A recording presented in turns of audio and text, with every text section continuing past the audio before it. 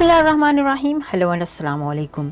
मैं हूं हिना अजमीन, तो वेलकम करती हूं आपको अपने चैनल पर और साथ में आपका शुक्रिया अदा करती हूं क्योंकि आपने अपना कीमती वक्त निकाला मेरे वीडियो को देखने के लिए।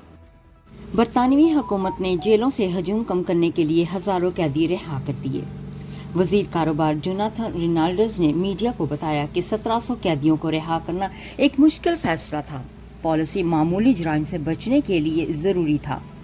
जहां हाल ही में सजा याफ्ता मुजरिमों को जेल की सजाओं से बचाया गया है क्योंकि वहां जगह दस्तयाब नहीं थी। रेनाल्ड्स ने मजीद कहा कि इन तमाम सेकेंडर्स में से जो हमें वर्षे में मिले, मेरे ख्याल में जेल का निज़ाम, इंसाफ का निज़ाम शायद बदतरीन है। चीफ इंस्पेक्टर मार्टिन जोनस ने बताया कि जेलों पर दबाव इंतहाई ज्यादा था। उन्होंने कहा कि ये जेलों की सबसे ज्यादा आबादी है जो हमने इस मुल्क में देखी है। जेलें 100% गुंजाइश के बिल्कुल करीब हैं।